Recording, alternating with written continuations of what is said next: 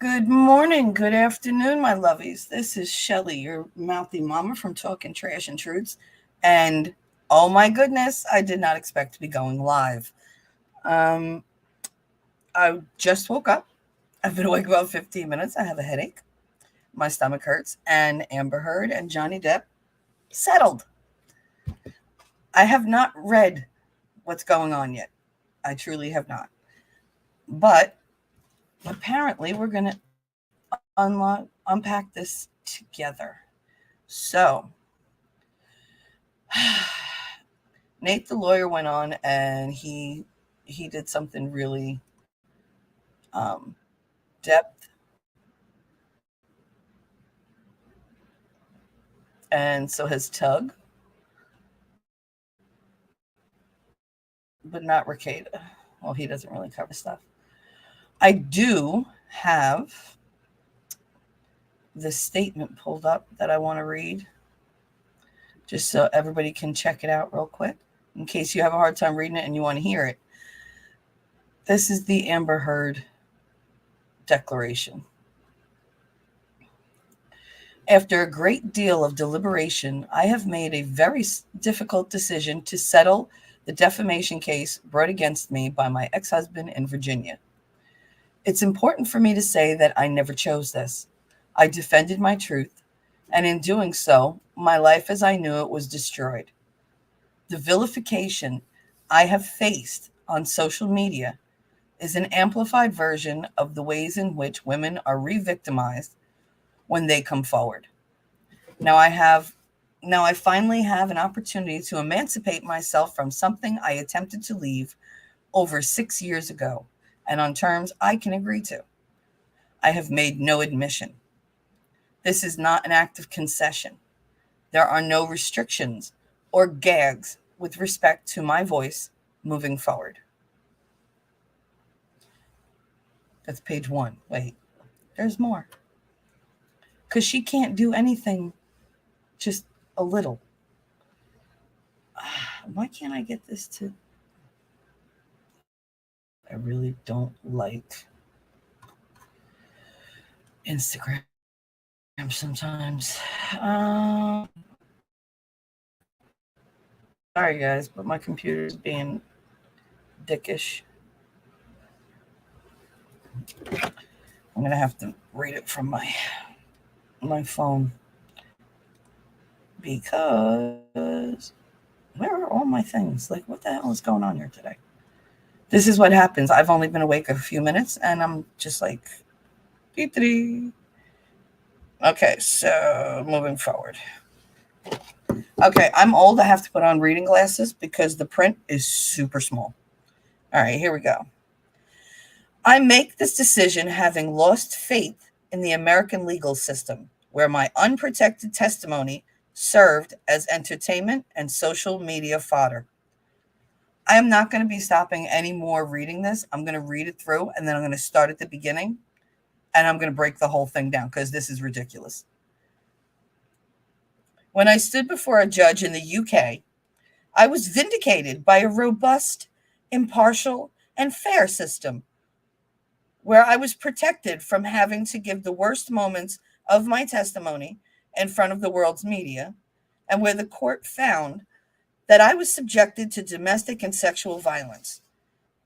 In the US, however, I exhausted almost all my resources in advance of and during a trial in which I was subjected to a courtroom in which abundant direct evidence that corroborated my testimony was excluded, and in which popularity and power mattered more than reason and due process. In the interim, I was exposed to a type of humiliation that I simply cannot relive. Even if my US appeal is successful, the best outcome would be a retrial where a new jury would have to consider the evidence again. I simply cannot go through that for a third time. Time is precious, and I want to spend my time productively and purposefully. For too many years, I have been caged in an arduous and expensive legal process, which has shown itself unable to protect me and my rights to free speech. I cannot afford to risk an impossible bill,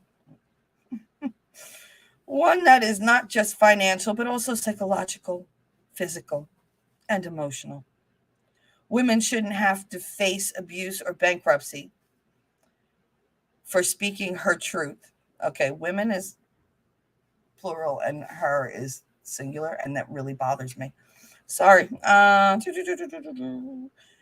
Women shouldn't have to face abuse and bankruptcy for speaking her truth. But unfortunately, it's not uncommon. All right, I said I wasn't going to stop, but I'm going to stop at this point because that sentence, I know it grammatically, it bothers me, but here's the thing. Idyllically, it bothers me because she says women shouldn't have to face abuse or bankruptcy for speaking her truth. First of all, it should be there if you're going to use women, or she should say a woman shouldn't have to. But that's where it's sticking me because she's sticking to the woman, woman, woman, woman, woman, woman. That's why her sentence is wrong because it should say people shouldn't have to face abuse or bankruptcy for speaking their truth. But unfortunately, that is not common. That's what she should have said. She should have said that, and it would have been the truth. Wouldn't have been her truth, but it would have been the truth. The statement that she made not only is wrong for her, but is wrong for everyone because we shouldn't be focusing on just one gender because it's not one gender. You don't pop out and go, oh, it's a boy, he'll be abusive, put him on the side. Oh, it's a girl, she's going to be a victim, put her on the side. That's not how we pop out. You pop out with a whole life ahead of you that you get to write. People influence it, yeah, but at the end, every decision in your life is yours. Every single one. You might not have great choices, but you do have choices. But that statement, I'm sorry, that statement hurts me in my soul. That she's still making, never mind that she's still lying, because we all knew she was going to do that. That she's never going to give up that lie. But the fact that she's perpetuating this narrative where women are weak and abused, we're not. Humanity is fragile. People are fragile. And people are messed up in the head. So you have aggressors, you have predators, you have prey, you have victims, you have survivors. You have everyone under the sun who's experienced something, but for some reason, this child of a woman thinks that because it happened to her, that's the only reason it's really important. You should be looking because look at me. Oh, look, I went through this. Feel bad for me. First of all, no. Those of us that have been through it, we don't feel bad for you. I hope this gets back to her because Ms. Heard, I do not feel bad for you. You're a monster. You are a monster. You have traumatized a globe full of survivors. You're an atrocity. Do I want you to go on with your life? Yes, I absolutely do. Go on, go away. Do be happy, be thrilled. I hope you have the most blissful, orgasmic, wonderful, chocolate-covered friggin' life you can. Away, because I never want to see your face again or hear that voice. Because I will always hear that voice doing that crazy thing when Johnny did this to me. You fake bitch. I can't. I sat through that entire trial. I don't know if I could even pin down when my emotions would shift from anger to frustration to pain to, like terror because she would just being in that room. The look she would give me the shivers because she had that malevolent look on her face. Like, these people are nothing. And you could see the disdain for just plain old humanity. If they weren't her, they were beneath her. I cannot fathom a person thinking and living like that. That has to be the most empty, unfulfilled life ever. Anyway, let me continue because people get upset when I stop. But I'm going to do it anyway when I want to. So just to let you know. So it says, in settling this case, I am also choosing the freedom to dedicate my time to the work that helped me heal after my divorce, work that exists in realms in which I feel seen, heard, and believed, and in which I know I can affect change. Oh, so she's going back to all the Me Too things? Because Me Too is dead. It's deader than a doornail. Like, it's gone. And that's likely thanks to her that it's gone. So I really hope they kick her in the ass now that she's settled, because now they know they're never going to get any money from her. Her reputation is shot.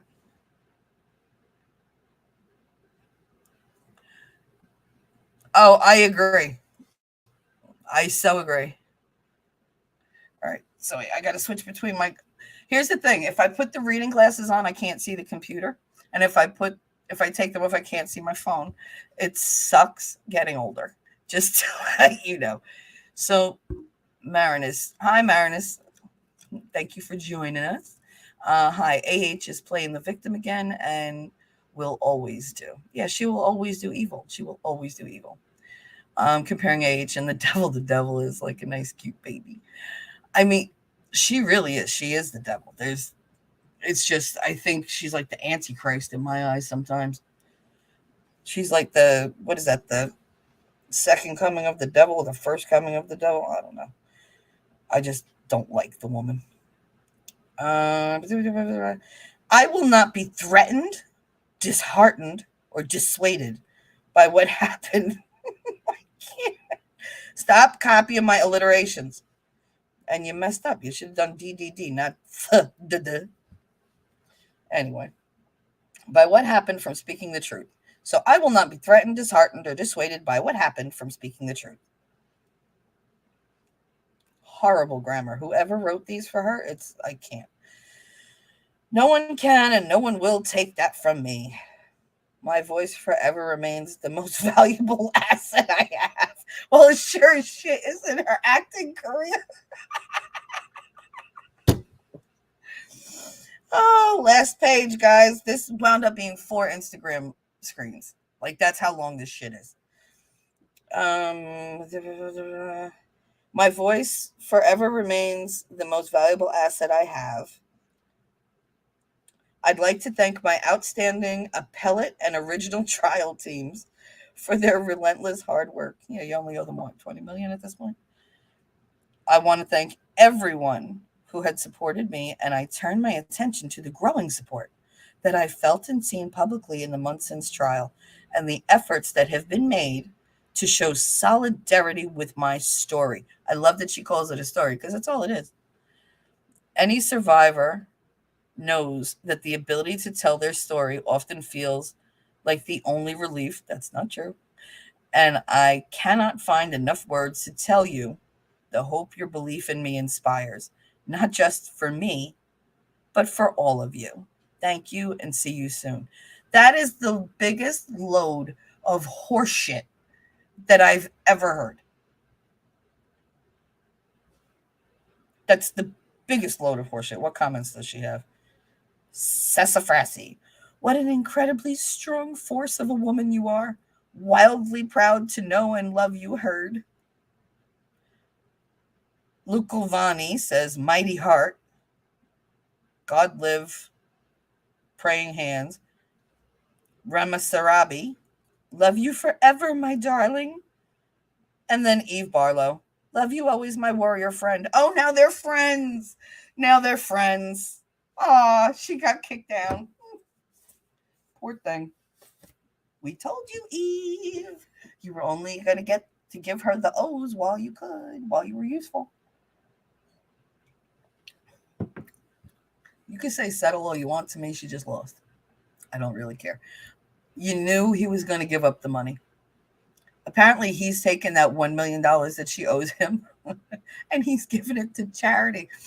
And it's funny because I read one thing and it said he's going to pledge someone. And I was like, no. Come on, Johnny. Don't be like her. Don't hate it, but you know he will, because he's just that type. When I woke up like all groggy, and I was like, oh God, it's Monday. What's going to happen today? What shitstorm? I roll over and I look at my phone and there's like 45 notifications. And I'm like, what the fuck happened? Is it World War III? Did I not hear the bombs? Am I dead? Like, I couldn't figure it out. And I wake up very, very confused, guys. Like, very confused. And I wake up not in the most friendly of moods, I guess you could say. Um, my son will only wake me up from the doorway because I throw things. I don't like to be woken up. But I woke up on my own and found this. And I was going to, do all my research and everything like I always do. And I was like, you know what? I've never done a live where there was something that I could announce and like get people in to talk to me. Let's see. Marinus says a lawyer looked over her statement and changed a few words. Yeah, I'm sure they changed a few words because the concept in here. Let's go over it line by line, right? So this was posted 4 hours ago, which all right, not bad. Yeah, what 9 o'clock in the morning? As soon as the courts probably opened, um, on the East Coast in Virginia, she probably it went through. It was probably all set up to go through at 9. So she said, after a great deal of deliberation, I have made a very difficult decision to settle the defamation case brought against me by my ex-husband in Virginia. She doesn't say in that she just says, "Oh yeah, it's just a defamation case," like it's nothing. She minimizes it right away. She does not tell you a great deal of deliberation on her part is, holy shit, I owe at least 15 to 20 million to all my lawyers that I can't pay anymore, lawyers the insurance won't pay anymore. I have burned every bridge, as Camille said. I have burned every bridge in Spain, uh, in England. She alludes to how wonderful England was in years. Well, she doesn't allude to it. She says it outright. But does she think they want her? Because they don't. They've made that quite evident. They're like, that UK verdict was a travesty. That's what the people who live there say. Hey, Ambi Pants, why don't you go live in Australia? See if they want you over there. Because you were so nice to them. Twice. Well, 3 times. Because that video of you, the like hostage video, I can't. You sounded so stupid. She did. Did she not sound stupid? Talking about the wonderful thing about Australia and blah, blah, blah, blah, blah. It's like, whatever. Anyway, you don't want to talk about that. But I'm going to, say whatever I want to say. It's important for me to say that I never chose this. She never chose this. Well, she kind of did. And she kind of chose it in a big way. Because all she had to do was take that money and donate it. I mean, he would have just given her money to go away when they got divorced. She's the one that made the codicil. She's the one that said, oh, no, I'm going to donate all this because I am not a gold digger. Okay. Yeah, you kept that money. Well, Johnny sued me, not for a year after he fully paid you, because he pays his debts. It's a wonderful thing, isn't it? All right. I defended my truth, and in doing so, my life as I knew it was destroyed. I feel like all our lives as we knew it were destroyed by her crap. Because it was so upsetting. It just caused such a domino effect of trust and belief that people were getting screwed over left and right. I have a long history of abuse. I have a long history of sexual violence. I have a long history of sexual abuse, going back to being 3 years old. So I'm 48. There have been literal decades of abuse where it does not stop. And as a child, I couldn't stop it. So for me to read that she defended her truth, that's number one. That really, I'm shaking while I'm reading this. That her life was destroyed because she spoke her truth. That is such an affront to everything that victims and survivors and family members, people that don't even get the direct abuse, that they feel it indirectly, that it affects them because you are different. You can't give of yourself. You can't trust. You lash out. And it falls on everybody around you. That's why the cycle perpetuates. That's why we do what we do. You tend to keep, you know, you're different with some people, and then there are some that you just can't hold back. You try and you can't, and you learn over time how to do it, but it's very difficult because finally you feel like the more powerful person. I went through that in my relationships. If a man is with me and they're like weak-willed and they can't make a decision or whatever, my brain automatically labels them as like prey. Oh, I can do whatever I want now. And I know that mechanism is in my head. It's one of the reasons why I haven't been in a relationship in 19 years, because I don't want to be put in a situation where I could possibly damage someone because of the damage done to me. In friendships, I can give all the love and support I have. But in romantic relationships, I'm so vulnerable because of the past that I wall myself off. I never fully open up, and I get very testy. I get very defensive. I get paranoid. And then I start to like develop tics almost from the anxiety because I can't trust that they're telling me the truth. They could come down from heaven with the halo of an angel around them and fucking wings, and I will still not trust them. Nothing they can do can make me trust them for the first couple, I'd say, years. Because 99.9% of my encounters with other people have been violent toward me. So why would I think that this person is that 0.1%? Why would I think they're going to be different? She's never going to be different. Amber Heard, she can change her face. She can change her outfit. She can change the tone of her voice, although I have yet to see it. But she cannot change her nature. She is predatory, abusive, narcissistic, and controlling, utterly controlling and destructive by nature. The only time she smiles is when they tell her to, or when she thinks it's appropriate. She tends to guess in social situations. Have you noticed that? She's very good at reading people when she has a mark. But when it comes to interacting with people, she's not good, with ordinary people. Have you seen the videos of her like going to see little kids and going to see like sick children or sick adults or like elderly? I've seen them all. She's so awkward. Being generous and kind is so not her second nature or her first nature. It's way down the list. And you can see it in the way that she, like, these kids just got operated. She's grabbing them like, y'all have had an IV. I'm sure everybody listening, all four of you, which I love you. Thank you. Don't leave. Have had an IV. You know how awkward they are. You know how much they hurt if people jostle you around. And she's like grabbing these babies and hugging the baby. Just had an operation. Who are you hugging? You wanted to like burst? I never and the people let her do it because she's so pretty. She's not that pretty anymore. I mean, if you just met her and never saw her picture, you'd go, yeah, all right, she's pretty. But compared to what she looked like before the cheek implants and all the Botox and the Accutane and the frowning and the disdainful looks, because your face really does freeze like that. If you make that face long enough, that's where you get the wrinkles.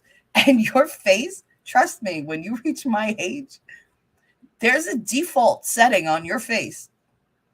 You don't realize it, but your face reverts into a certain kind of state, your most natural state. And apparently my most natural state is resting old lady bitch face, because I just sit there like pissed off. I'm not, but that's my face. Like my eyebrows are drawn together and my lips are a little like pinched. And you can see that I'm irritated, but I'm not. That's just my resting face. And the corners of my mouth now dip down even when I smile. So trust me, your face can freeze like that. Let me put these glasses back on. They were giving me a headache. Well, more of a headache.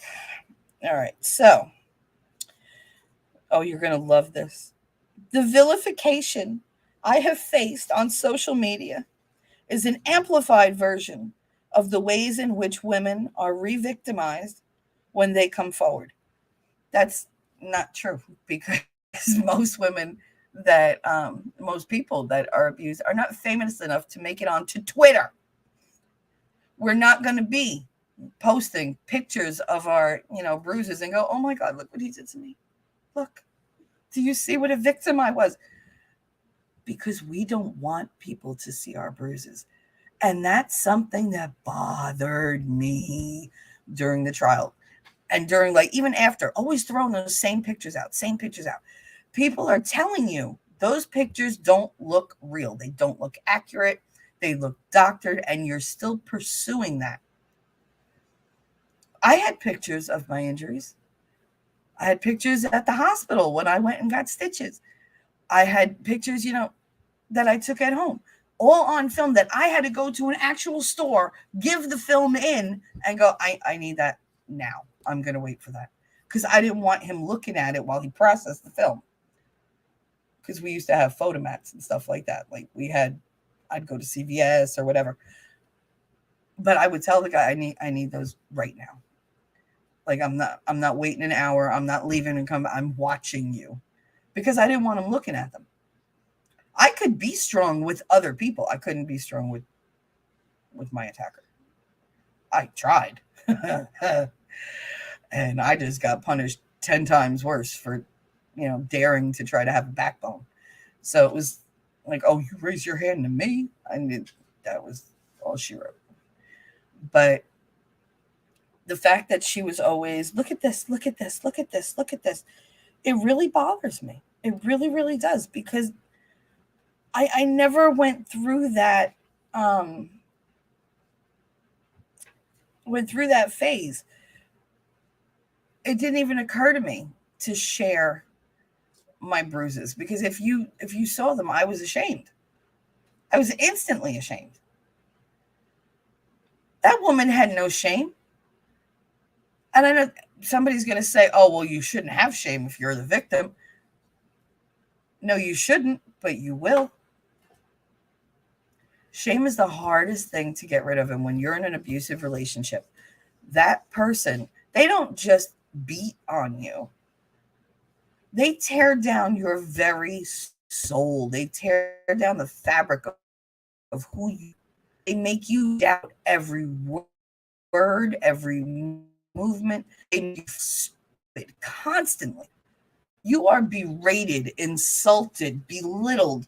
You are humiliated in public, usually, because they gotta have that thing where you're doing something and they have to go, oh, and everybody's got to get a big laugh at your expense, not their expense, because you never laugh at them. Because you could tell she never changed behavior in the based on looking at him. She came in haughty and confident and ready to fight. He came in like, I don't want to be here. God, please don't hate me for this. Everybody's gonna, and you could see it because his head was down. Even when he looks up and makes eye contact with his relatives, his face still shows tilted down a little. Like he's never walking with the confidence that you see in the Dior commercial, or in photographs, or when you see him acting as someone else. When he deals with her, he's very if you could, how do I describe this? He's not in the fetal position, but that's the feeling he gives out. I'm here, but if I had a choice, I would be in a bed, laying in a fetal position, wishing the world would leave me the fuck alone because this is hurting me. My heart hurts. And I'm sure he went through a lot of pain. Look at him. He has aged because of this. I mean, he still looks good, so she could suck it. But you can tell looking at him how much this has done to him, how beaten down and how just like defeated he felt before. And it's because everybody turned on him. This world is very finicky. You all know that. It's very fickle. He's on a high now. I really hope he stays on that high because he has the talent to do it. I just wonder if she's going to come out and strike again in 2, 3, 4 years. If there's going to be another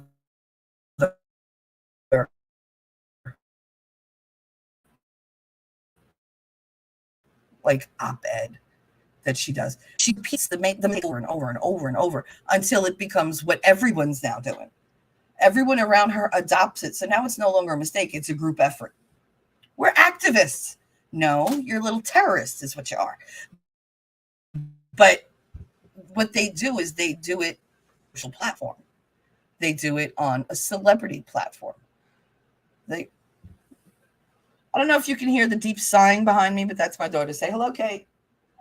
Louder. Because I think they think you don't exist. She exists. She's just a pain in my ass behind me, but that's all right. So anyway, no talking. Go clean. These children are killing me. Let's see what she says next because I can't. Okay, so the vilification. Oh, I'm like, why can't I see it? I could see it before. I forgot to put the glasses on. Sorry. They're going to re-victimize. Okay, so she said the vilification that I faced is amplified in the ways which women are re-victimized. And like I said, most women are not famous. We're not going on Twitter and going, oh my God, I'm married to this famous person. He's abusing me. Somebody help me. One of the problems I had with her, with the social media thing is she started it. He didn't even have social media accounts because, Johnny Depp is 10 years older than I am. He has people do that shit for him. We're lucky he even knows how to text, which apparently he doesn't know how to use punctuation because he's in too much of a rush. Those texts give me such a headache. I like when people read them to me rather than I have to read them because, oh my God. But yeah, no, women were not re-victimized. We were re-victimized by her because then anybody who had any type of victim past or abusive past or survivor past, people were looking at us like she's lying. They're saying that women lie now. So I know your story. Did you lie? I didn't go through everything that I went through to have somebody look me in the face and go, really? Did that really happen? Because then I might become the one that's violent. And I don't know toward who. Usually I'm violent toward myself. That's just how it goes. I'm destructive toward myself. Because for me, that's safer. I don't want to hurt anybody. I'm damaged. I know that. Yeah, I'm a survivor. But I was broken so many times along the way. So what survived were pieces of me that I was able to hold together. And then I got to a certain point in my life where I had way too much stress, way too much, going on. My body was breaking down. And the PTSD just came out of nowhere. What did the doctor call it? CPTSD?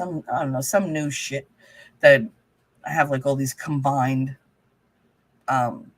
different types of like post-traumatic stress because it wasn't just like, I would say something get hit. He would like jump out of trees, jump off like the low 1-story rooftops, because we were really young. We didn't think breaking bones. We just figured we could do whatever. And he would pop out of nowhere. And my father would do the same thing. I'd be walking through a park and all of a sudden there's my father. Or I'd be at work and I'd feel like somebody's watching me. I'd look up, out of my office window and he'd be sitting on the bench across from, my job taking pictures of me through the window. Just to terrorize me for shits and giggles. Oh, I didn't touch you and I'm way across the street. Doesn't matter. I saw you. They used to pop up at flea markets. I'm always on alert and I don't know how to relax. And it's been like that for 45 years. Like, even my grandmother used to say, this kid never, she never just relaxes. Like, calm down. I always had to be doing something. And if there was silence, I had to read. I need my book. I want my book. Where's my book? And I would fly through a book in 4 hours. I would just speed read through the whole damn thing. And I'd just go get another one and consume that too. Because I had this horrible, deep-seated need to escape. What I think she did, she didn't need to escape. She needed the story. And that's how she convinced. I truly think that she believes part of her story. I think she was able to convince herself that she was abused and that she's the victim. Even though she's not a victim, but I'm a victim, but I was never a victim. When she did that on the stand, I literally jumped back in my chair because she was ready. That was, if they just would have pushed her a little bit more in that minute, she would have shown everybody in that courtroom her true colors. Because she was on the verge of losing her shit. So now I finally have an opportunity to emancipate myself from something I attempted to leave over 6 years ago and on terms that I can agree to. In other words, it's not going to cost her much. She's tired of flying around the world and not having a home. Sorry. Anyway, she's going to emancipate herself from something she attempted to leave. See, that gives you the impression that she divorced him and moved on. But she didn't. She kept going back. Johnny loved me. Johnny, come talk to me. Johnny, come to San Francisco. Johnny, I want to see you. Johnny, well, not Johnny come to San Francisco. She went to San Francisco. But it's the whole, she chased him. And then when he was finally gone and moving on, she did the op-ed. Woman, you're going to put this out there saying, 2 years ago, everybody knew who you were with 2 years ago. So everybody knew you were talking about Johnny. It's not a leap. It is. I'm sorry, Kat, can you get off me? It's not a leap of the imagination. It's not a huge jump to conclusions. It's, as Buffy would have said, I took one step and their conclusions were. They were right there in the op-ed. On the stand, she said, that's why I wrote it about Johnny. She said she wrote it about him. 3 times she said it in a row. And everybody kept going. I was like, did you not hear what came out of her mouth? I would have made a bigger deal of that. And the press, they acted like she never said it at all. Oh, no, God forbid. Because it didn't go with the narrative they were being paid to push. Oh, we had such a great outcome in the UK. Again, because the judge had a son. He was connected to Rupert Murdoch, who was backing you. I don't think people understand how deep the pockets of these media moguls go. Because that's what they are. They literally control everything we hear, read, and see and discover. They can bury things like you've never seen. They used to say, buried on page 6. I know you've heard that. I know you've all seen that in movies where they're like, put it in the style section. Nobody reads that. Or throw it in the middle of sports or whatever. We'll just say, it was a formatting issue. They find ways of not telling us things. Everybody out there gets to decide that we're children and they need to monitor what we're doing. Just imagine that you use parental controls on your kids, laptop, tablet, phone, whatever. What do you think the government and the media people are doing to us? They're issuing parental controls. They're employing them. They're our parents. We're not allowed to decide for ourselves what we want to know. They're going to tell us what we should know. And are you going to believe your eyes or are you going to believe what I tell you? Oh, that lost some people. It's not a popular opinion, but it is a true opinion, and it's my opinion. All right. So she says it outright that she attempted to leave 6 years ago and on terms that she can agree to. And that's what it's about, her getting her way. She wants to come out and say, I have, carte blanche to do this. And he knows he was wrong. He settled because he knows he was wrong. He knows he doesn't deserve that money from me. That's what she's going to say. She's not going to say, oh, because he has a kind heart and knows I can't pay it. Even though I completely destroyed his life and I destroyed him as a person, yeah, he's going to let me get off scot-free with just paying the $1 million. And I could do what I want. I could say what I want. I could do what I want. I highly doubt that's the case. But that's the way she's going to spin it. She said, this is not an act of concession. There are no restrictions or gags with respect to my voice moving forward. Well, actually, there are, because we proved that you're a liar. That's the whole point.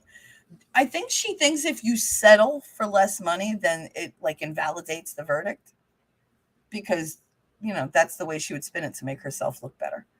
And that's so not the case. So not the case. In fact, by her settling, she's fully admitting that she lied. She's fully admitting to all 3 counts of defamation. And it is an act of concession. You are saying, yes, okay, this has to end. We both know that I'm guilty. I owe you $10 million, whatever the hell it was at this point, because I've had so many numbers in my head lately, I can't even remember. And I owe you $10 million. You owe me 2. So how about I just pay you $1 million and we call it a day? Now she comes out way ahead. She's going to take that as I win. Because that's all that matters. And that might be the only way she walks away and stays away, is if she can feel like she won. But she needs to have people around her who tell her, okay, you got off with, you just literally saved $9 million and change. Shut up now. Just shut up. Stop talking about him. Forget he exists. Forget anything about him. Move on. Take your daughter, go hide in a hole somewhere, and stay there like the Oracle of Delphi and die there. Just go. Have a wonderful life. I want you to eat every meal, but not at this table. I never want to see her face again. And we're gonna. This week is going to be like the Amber week. I can't wait. Can't wait to get to my frustration and my anger at the statements that she's going to make, because I can feel it coming. There's no way somebody that aggressive is going to leave this just like this. There's no way. So now she said, I make this. Sorry, I'm getting aggravated. And I'm choking myself with my damn shirt. I make this decision having lost faith in the American legal system, where my unprotected testimony served as entertainment and social media fodder. Okay, she turned all that into social media fodder when she alerted TMZ to be outside the day she went for the TRO. If she didn't tell TMZ, hey, I'm going to have a bruise on my right cheek. I'm going for a TRO against Johnny Depp so that he stays away from me because I am terrified of him. Even though he's in Europe for the next couple months and not coming back at all, I'm terrified. Like his spirit will come over here and abuse me. And I just can't take it. Oh my God. Like I can't with this girl. I can't. I freaking can't. What does that say? Nandor's man bun. Oh, welcome. The fact that she brings up the fact that she's not gagged guarantees she will continue to flap her mouth. Oh, absolutely. Abso-freaking-lutely. Because she was just like, not a concession. I can talk as much as I want. The thing is, we have to stop listening to her. We have to take away her audience. Because that's why she keeps talking. She keeps talking because every time she flaps her gums, somebody has something to say back. Because we just can't believe that a person can be this, like, evil.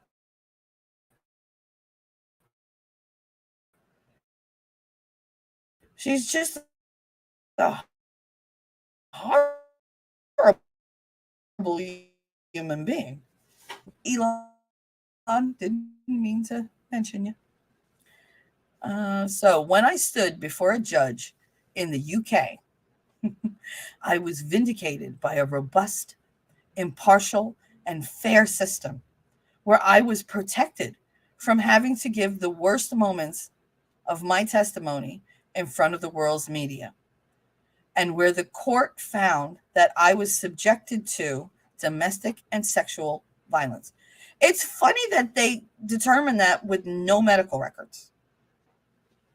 None. Photos that were, doubly copied for months apart.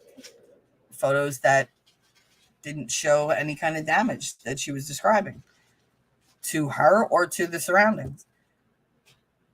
A mirror that got written on by two different handwritings, but yet nobody knows who did it? Really? Just match her handwriting on the mirror to the handwriting in the diary, because that's all her handwriting. And it's funny because all those medical things that she's trying to, they looked at my medical records. No, they looked at your therapist notes, which oddly are all in a handwriting that is not consistent, but yet similar to yours. Like, it's very similar handwriting to hers. She has this weird gothic kind of style that she likes to do. And it's just, I don't know, it's very distinctive. And when I see like certain letters that look exactly that way, I'm like, on face value only. I'd like to stand on her face for a little while. She does. She makes me feel violent. She really does make me feel violent. And I did a couple times during the court proceedings. I watched her on that stand, and I said to myself, I'd have hit her. Like, I would have. If she would have come at me constantly like that, poking, he would turtle. I don't turtle anymore. Not from a woman, at least. From a man, it depends on my likelihood of getting away. And it depends on my estimation of them. If I think they're not strong men, I know I can overtake them. Not physically, but mentally. With my words, and I could break them down. I don't like doing that. I feel you. She brings out the ugly in me. She really does. She makes me feel very, very spiteful. And that's why I say, be careful who you hang out with, because that's who you act like. The more I saw her, the more normal it became to see somebody act like this. Even though it bothered me, I started to expect it. England trial was Depp's son, not Depp Heard. Yeah, I know, but we all know that. But she's going to stick to her story and swear that she won that case when it wasn't her case. But they were bitching about Dr. Curry meeting at Johnny Depp's house with the lawyers. She went out to dinner with the judge. She went out to lunch with that weird psychiatrist that with the Marlon Brando, isn't he that weird one? Dr. Spiegel was his name, I want to say. But like they took him out to dinner. They paid for his dinner. How is that not like? But nobody says nothing. It's like, oh, all right. As long as she does it, it's okay. When he does it, it's not right. One set of rules for me, different set of rules for you. World media, blah blah blah. This is so long. In the U.S., however, I exhausted almost all my resources. No, she exhausted every resource in advance of and during a trial in which I was subjected to a courtroom in which, that's a lot of in whiches, abundant direct evidence that corroborated my testimony was excluded. Okay, but not just yours, because yours were hearsay. And I found out when I woke up that Camille Vasquez told the TV court reporter, or court TV reporter, that I always forget her name though, that Johnny told Dr. Kipper when Dr. Kipper was cleaning the dirt and paint and everything out of his finger before they went to the hospital. He said, Amber cut off my finger. And he made sure that Dr. Kipper didn't tell anybody because he didn't want her to go to jail in Australia, because she would have gone to jail for decades for cutting off the tip of his finger. I mean, I don't know why she would think that Australia would not pursue criminal charges against her, because it used to be a penal colony. That's pretty much what they did. Australia is all about the punishment. And don't get me wrong, Aussies, I love you. I do. I have lots of Aussie friends on here. You're a hoot. I love when you give me, like the solid take. Awesome. Now, so much. The more she writes, the smaller the lettering gets, and it's really frustrating. Direct evidence, blah, blah, blah.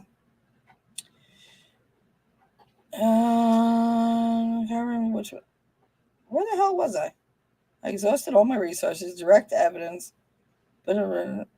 I was subjected to a courtroom in which abundant direct evidence that corroborated my testimony was excluded, and in which popularity and power mattered more than reason and due process. She denied him due process. Well, he was denied due process in England. He was denied speaking on his own behalf in certain matters. He was denied, records being submitted.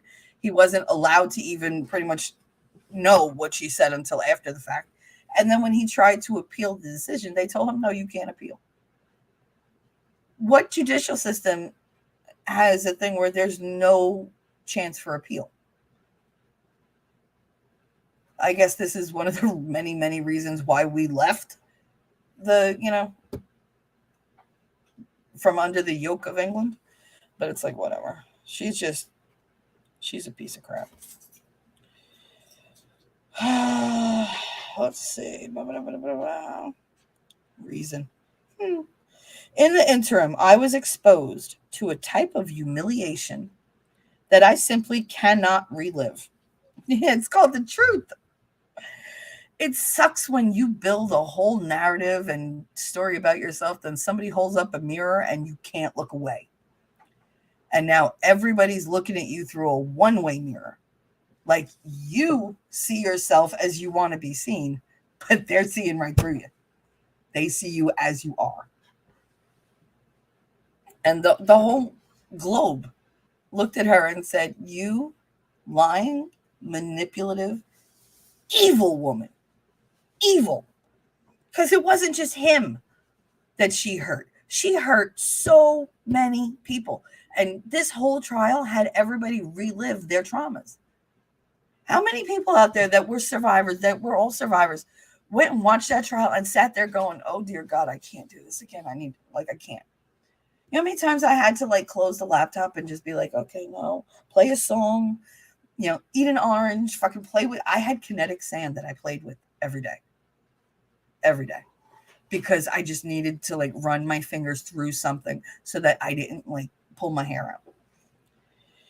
And it was very soothing. I highly recommend kinetic sand for anybody who has any type of like anxiety that comes with like PTSD. It's it's a very useful tool. It's soothing to sift through. It takes a beating. Like you could squeeze, squeeze, squeeze, and nothing's gonna happen. It'll stay together, and then when you open your hand, it all falls apart. And it's just cool. It really is. It's very cool to play with. But it does something in my brain that turns off that panic sensor. And it took me a long time to find that, but it does work really, really well. Just a side note, because I know all of us out there who've been through it, you have moments. Everybody has a moment. I was on the phone with my mother yesterday. I said, "Ma, you got to hold on." She was like, "Because I'm kind of having a moment," and I was very overwhelmed. And I'm not the breakdown type. Like she was like, "All right, I'll just wait." Even if my U.S. appeal is successful, the best outcome would be a retrial where a new jury would have to consider the evidence again, and I simply cannot go through that for a third time. No, because for the second time, she couldn't keep her facts straight. Constantly, oh, I remember an earlier abuse. But you just went through this whole trial. Where was this information before? No, I didn't have the information. I blocked it. No, that's not how that works. Like it's just like thinking like that, and it's not even a traumatic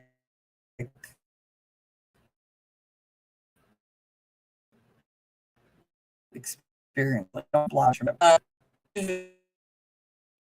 Extensive legal process, which has shown itself unable to protect me and my right to free speech. Oh, your right, preach. This narrative pisses me off. You have the right to free speech. You can yell fire in a theater. You can. You can say whatever you want, but you also have to face the consequences of what you say. Free speech means you get to say whatever you want. It does not mean you get to dictate the result of that statement that you made. You don't get to rework the narrative on what those words did. You said the words, you're free to say them, and you're free to pay the consequences that go along with saying them. If you yell fire in a movie theater, that is your right. You have the right to yell fire. If there is no fire, you also have the right to go to jail for causing a public panic or disorderly conduct or whatever the hell they want to charge you with. And you can trust and believe. Trust me, I've known way too many cops. They would find a reason to put your ass away because they hate crap like that. Weird Debbie, my love, how are you? We're discussing the whole Amber Heard thing because this bitch, I can't. All right, so what were we up to? So she's saying she was caged into this legal process that was unable to protect her or her right to free speech. I already talked about her right to free speech. Nobody took that away. She was never denied her right to say whatever she wanted to say. But it was recorded by the court and turned back against her because she was a liar. The court has things called evidence. If the evidence doesn't back up what you're saying, the jury's going to know you're a lying sack of shit. And she is. She's a lying sack of shit. I have nothing good to say about that woman at all. Caged in a process for 6 years. You were caged in a legal process because your ass decided, oh, I want to be the spokesperson for Me Too because it'll get me movie roles. Because I can't act. So I need somebody else to get me, movie roles. She's a draw. She is, or she was, but not for her acting. Not for her boobs either. I mean, it looks like she got hers done, but she really very flat chested. I mean, they just don't look good, and they're like her boobs look like they're gonna sag a lot.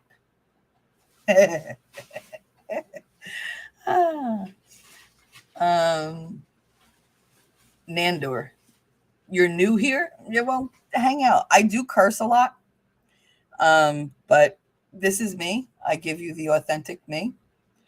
Weird will back me up. She knows I'm always the same. Her truth, my truth, nowhere near the truth, truth. Yep. Her truth, my truth, anything but the truth, truth. She just, some days I want to crawl inside her head and just figure out how everything works. Because you have to be extremely mentally strong to push yourself to keep the narrative up, regardless of what comes at you. You love cursing? Well, you're very welcome here. Just pull up a chair and get a cup of coffee, chime in. Uh, I cannot afford to risk an impossible bill. 15 to 20 million dollars. She owes these people. And that's not even what she owed him. It was what she owed the lawyers. Who owes the lawyers double the punitive and like whatever damages, the damages you have to pay the person suing you for defamation. I mean, she just lost all around. It was really glorious to watch. One that is not just financial, but also psychological, physical, and emotional. How is that physical? Because you don't have a house? I don't have a house. Bitch, get an apartment. You're not special. We're Debbie's good people. So you're safe with her. Well, relatively speaking, but she's still good people. I wouldn't say she's safe, though. She's safe for the things that we're talking about. But, she does put it in the thing. She's weird. But we love her. Women shouldn't have to face abuse or bankruptcy for speaking her truth, but unfortunately, it is not common. I mentioned this before. Number one, this is grammatically incorrect. I don't know who wrote this for her, but they must have wrote it while they were on the toilet because it's ridiculous. It's full of shit, and it's just grammatically, it sucks. You're such a weirdo. Anyway, so she says women, plural, as in more than one, shouldn't have to face abuse or bankruptcy for speaking her truth. But unfortunately, it's not uncommon. So she went from plural to singular, and it's very like the rest of what she wrote. It's all about women. There's no mention at all, because she cannot give into that narrative at all, that men are abused. That statement shouldn't be women. If she's going to keep it female, it should be a woman shouldn't have to face abuse or bankruptcy for speaking her truth. Or it should be women shouldn't have to face abuse or bankruptcy for speaking their truth. What she should have said is people shouldn't have to face abuse or bankruptcy for speaking their truth. And I agree with that statement, but she's not making that statement. She's making the statement that all women should, they should be supported and everything for everything they say without being challenged in the slightest. She didn't face abuse because Johnny Depp, quote unquote, allegedly, abused her. That's not why she faced everyone's vitriol in social media.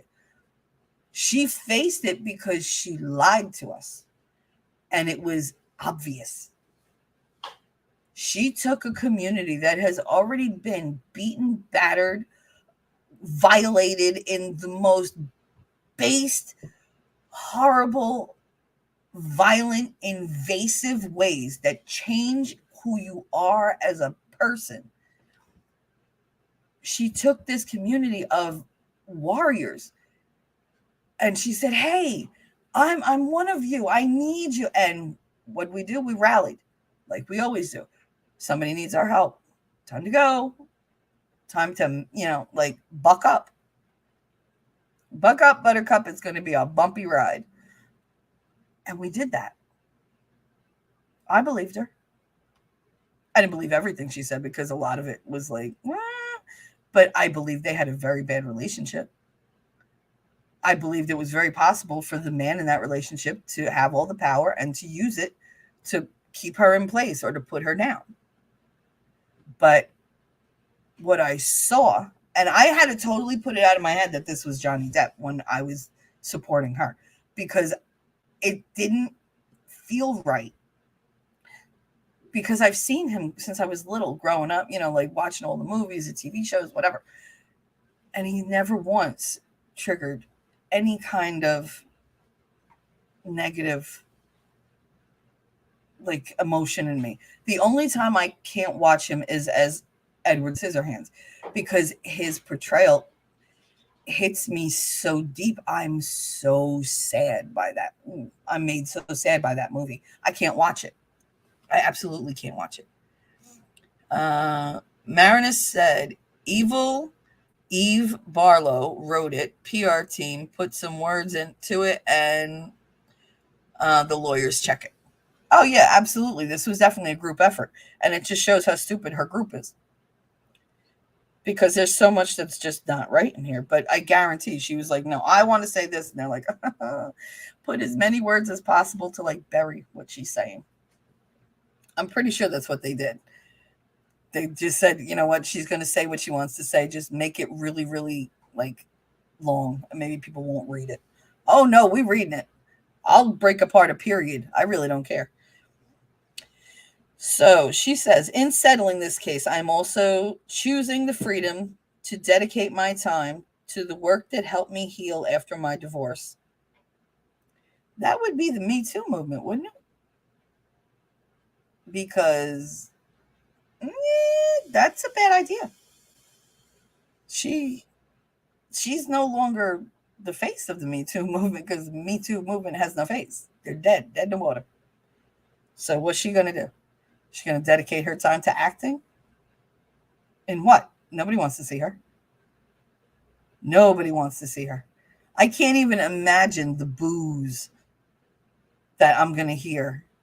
Well, not that I'm going to hear because I'm not going, but that people will hear during Aquaman 2 when she appears. Honestly, I would be afraid of the audience reaction. Nobody's talking about that. Do you remember what it was like when we all used to go to movies and somebody came on like the villain? We'd throw shit at the screen. You think we can't go back to that? We have a lot more shit to throw now. And the cups are a lot bigger. I'd be very wary of showing that film in my theater because I think a lot of destruction can happen. Just saying, just putting it out there. Theater owners, if you have Aquaman 2, you might make some money off of it. I doubt it. But you also might wind up with a destroyed theater because people are crazy and they get mad. Just saying, just putting it out there. All right, so work that exists in realms in which I feel seen, heard, and believed. Those are key things. She feels seen, so Me Too gave her the attention that she was seeking. She felt heard, which means they soaked up her goddamn story. And what was the third one? Believed, which means she didn't have to say, here's all my receipts. She just sat down and said, this is what happened. And they said, oh, you poor thing. We will stand behind you. And she said, gotcha. Acting. Marinus. Yeah. That's what she's going to go back to, acting. I never said she was going back to good acting. Just acting. My cat acts like she's a dog. Not well, but she still acts like that. When I see my exes, I act like I care. Again, not convincingly, but I still put the act on. I really, guys, don't judge me, but I hate this bitch. I really, I don't hate anybody. I mean, I use the word hate, like hyperbolically, I guess, but I don't hate anyone. I don't hate my artist. I don't hate my father. I don't hate anybody. I don't have that much energy. The people that wrong me, I just want to forget them, which is why, like, her entire reaction to him and everything she said happened never sat right, because I just want to forget and move on. That's what I want. I don't want to talk about it. I don't want to think about it. And she just seemed to just marinate in it all the time. Like it's all that mattered to her. And it just drove me insane. Like she never was one to shy away from the subject matter. I still get choked up every time I talk about any of the situations because I'm talking about it now. I'm talking to you. I'm not even giving details. If you could see me, I'm sitting at my desk. Now my legs are swollen and they hurt and I can't really move a lot. And yet I managed to fold them under my chair, my feet under my chair, so that I could hug the chair. My elbows are digging into my sides because I'm pulling my arms in so tight and I'm shaking. She didn't do anything yet. This is just my reaction to her words. I can't examine the emotion. I don't know if it's anger, if it's just the shock that she's still perpetuating that narrative. I don't know if I'm reacting to the way she is, what I think is coming, because I really don't think this is the end. They said, oh, it's finally over. Bullshit. There's no way. And like, I can hear myself getting like the higher pitch, like my voice is getting stringier because my throat is closing up. Let's see. Marinus said, I'm very forgiving, but AH, nope. I agree. I completely agree. Sarah B, I don't think she'll go away yet. Jesus, that scared the hell. Did you hear that truck horn? Oh my God. These people, they need to like calm down. I'm so glad there's a sign on the street outside my house that says absolutely no horn honking. No car honk. I forget what it says, but it says don't honk. And people honk and I get very upset. But unfortunately, I'm not one of those people that calls the cops every 5 minutes. I just go, I'll go out the window and be, you fucking bastard. So she says, she felt seen, heard, and believed. Okay, I can see that. And I could see her tricking like the little peons at the Me Too, with the Me Too movement or whatever. Because those people were so desperate for cases that would, give them publicity. They weren't really like digging very deep at all. Oh, you have a story? Well, who's it about? Oh, they're very popular right now. Yeah, let's go with that. Somebody get me a newspaper. Somebody get her interviewed. And I'm sure they were doing it without knowing all the details. That, trust and believe, trust and believe, trust and believe. That's what you got to do. I will never do that because people lie. Even when I worked at the doctor's office, when I worked for an eye doctor, who's going to lie to an eye doctor receptionist?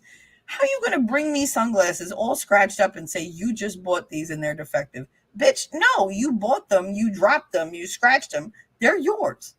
I am not giving you. No. It was, no, they came to me like this. No, because I unpacked them and gave them to you myself. I'm not stupid. But people will lie about the dumbest fucking things. Nander said, it'll never be over. She'll die believing her narrative and trying to push it.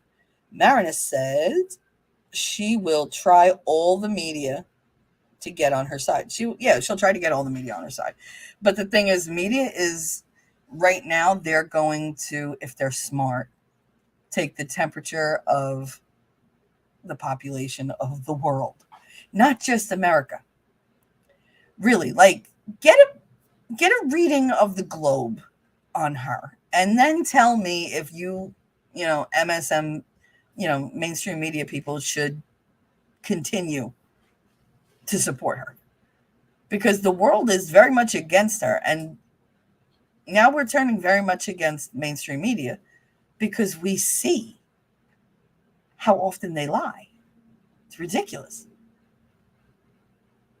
We all watched that trial, and yet I turned on CNN and they told me something completely different happened. And I was like, wow, I actually watched every minute of that with the lawyers' reactions going in the background. And none of that you reported happened.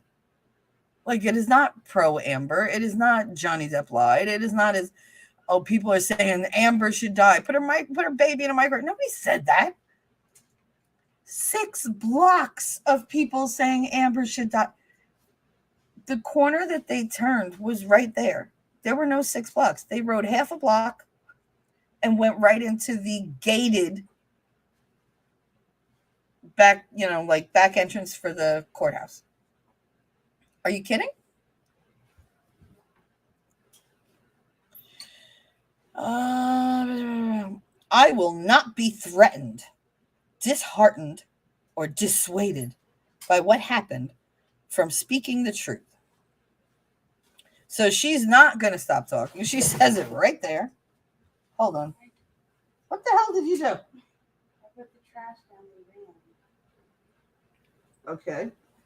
Try not to traumatize the cats, please. All right. Yeah, so I will not be threatened, disheartened, and dissuaded by what happened from speaking the truth. So she's just going to keep talking. She's just going to keep flapping her gums and keep spreading bullshit. Let's face it, she's going to get hauled into court again. I hope it's not by him. I want him to just move on and be like, you know what? Fuck her. She's a psycho. I would say she's an alleged psycho, but no, she's a psycho. There's no alleged about it. What's she going to do? Sue me? I got nothing. I literally have nothing. No one can and no one will take that from me. My voice forever remains the most valuable asset I have. No, that would be a glitter snatch, because that's all they go for. Your voice is grating. I wanted nothing. Whatever. This tinsel twat, I can't stand her. No one can and no one will take that from me. Those are very strong statements to be made by someone who is so caged by the legal process and beaten down by the world that vilifies her.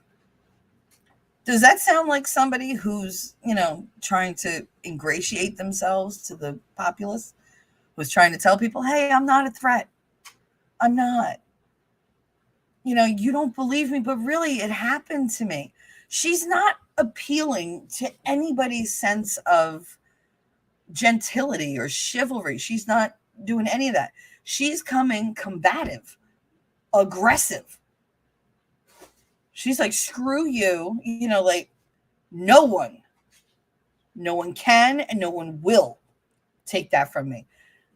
That is probably the truest, most honest statement she's ever made. Because that's how she lives her life.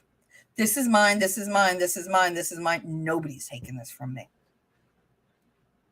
I will not lose. Even when she loses, she doesn't lose. Because she tells herself, oh no, I'll be back. And I'll get everything. When she goes silent, I get nervous because I feel like she's plotting. On her own, she's not really that bright. I mean, she's a good schemer, don't get me wrong. But she's not very good at, lying. Let's see. The concealer pack. She called it a bruise kit on the stand. She said, well, my bruise kit, well, that's what I call it, my bruise kit. Why would you call it your bruise kit if it doesn't create the bruises? You would call it your concealer kit, right? Because that's the action that it does. I don't call my blush, like shade. It doesn't give me shade. It provides a blush effect. That's what it does. A blush creates a blush. Eyeshadow creates eyeshadows, you know, to accentuate your eyes, to change the shape, to make them pop. A concealer kit conceals blemishes and imperfection. A bruise kit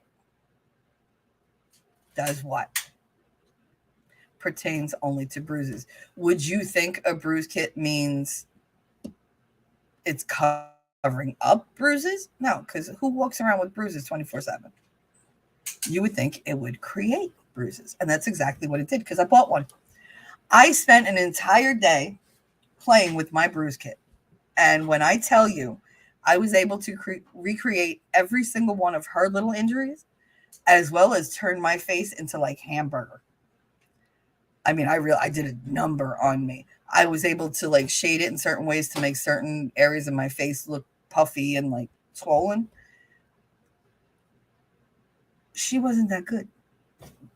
I think she was afraid to take it to the level that, you know, would have meant she looked like Rihanna. I don't think her ego would allow her face to be photographed looking like that. I don't think she could take it. Her self esteem can't take it. She has to be beautiful 24/7, even with the bruises, which is why she wore that damn dress and she made herself all little and oh, look at me and look at my little sad face and whatever. And then the next day she's, ha ha ha ha, shut up. And why did she wear the same dress for the TRO, for the UK case, and for the verdict for the American case? Did she think it was her lucky dress or something? Guess that changed. Sarah B. I'm from Saudi Arabia and I'm telling you, we hate her too. Yay! I knew somebody that was in Saudi Arabia. She doesn't even know how to act or lie. There is also some of her supporters, um, her for her beauty. Yeah, they support her for her beauty, but beauty never lasts. I mean, that's true. Marinus face. I really can't read today. Jesus. Face operations at 30. Oh, yeah. So plastic surgery at 30. So she had to do that in 10 years again and having no money. I know that's what I was thinking. Debbie said, nope. I was thinking that one day. I'm looking at her going, her face needs a touch up because she's starting to look kind of like the cheek implants didn't really take well at all. I don't know what plastic surgeon she went to, but that was a travesty what they did to her face. That was horrible. Those implants are way too sharp, way too big, and they're moving. They don't stay where they're supposed to. She probably did. I could honestly see her be like, oh, I got this. I went to the dollar store, picked up some, cheek implants. We're good. Those were heels. No, but they're fine. It's fine. It's a cucumber. It's fine. You're supposed to be cucumbers on your eyes. Yes, not in them. But no, I can't with her. She's something else. I got to read. I got to put the glasses back on. This is very frustrating. I need LASIX. I will not be threatened, blah, blah, blah, blah. My voice forever remains the most valuable asset I have. No, your voice is grating, and it's not an asset at all, but it is better than your flat pancake tits or your fat ass, because somebody who has like your background shouldn't look like that. Yeah, we're up to the last page. The last page. Those damn cheeks. I really, they're a little terrifying. Her cheeks implants, like she almost looks a little bit like the Crypt Keeper. Like that kind of prominence. They're gross. I don't like them. All right, last page. I'd like to thank my outstanding appellate Why would she mention the appellate one first, do you think? Because they didn't really do much for the appeal since, they're not the ones that won her appeal. They didn't win an appeal. Johnny Depp said, fuck this shit. Now you're going after like little kids and stuff. I want it to be over. You go your way, I'll go mine. I have a career. I have friends. I have family. I have fans. I have relatives. You go off. You don't even have your little desert home. Take your rent-a-kid. Take your hangers-ons and disappear. Go. Goodbye. Again, I think he wants you to enjoy a good meal once in a while, just not at his table anymore. The fact that he's letting you off almost scot-free is a testament to the type of man he is. He's forgiving. She's just a vindictive bitch. She is heinous.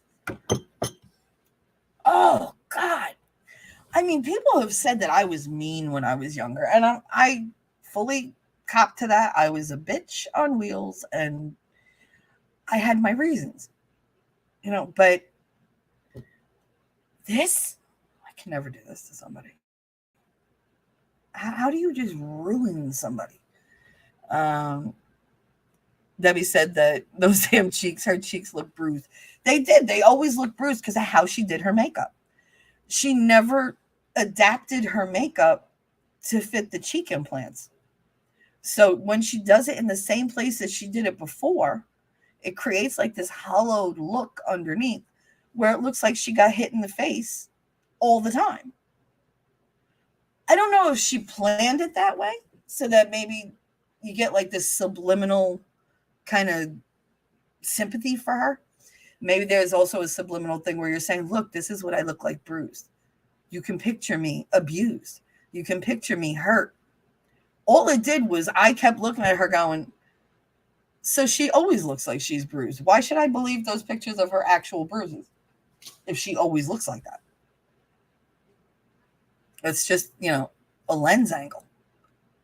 So she had the opposite effect, I think, that she wanted, because those things made her look bruised all the time. So you knew that she wasn't. You could easily see how somebody from TMZ could take a picture and go, oh, look, she's bruised. No, she went to a bad plastic surgeon. That's what she did. And nobody is going to convince me that those red dots are not Botox injection sites, because I looked it up. Where every single one of those is, that is a standard Botox injection site. Every one. And that one on her cheek with the TMZ photo, she always has a pimple there. I mean, the woman does not have good skin. She's on Accutane. Accutane is like strong. So there's just so much about her that just doesn't compute. And I get so frustrated that I have no voice. And I'm sure that you guys are out there like that you were watching this going, no, listen to me. Why won't anybody? I would go on Twitter and be like, no, look, this, A, B, C, D, E. And they just la, la, la, la, la, like they wouldn't listen to reason at all. I could have laid out the entire case for them, A to Z, 1 through a million, told them everything, linked it all together. I could have drawn diagrams at that point, and they still would not have believed it because they had invested their reputations into her narrative. So now they had to say what she was saying. They had to say, yes, absolutely. We listen and believe, because she would never. Oh, this is terrible. We shouldn't even be here. All you people that are listening and siding with him, you hate women, you misogynistic pigs.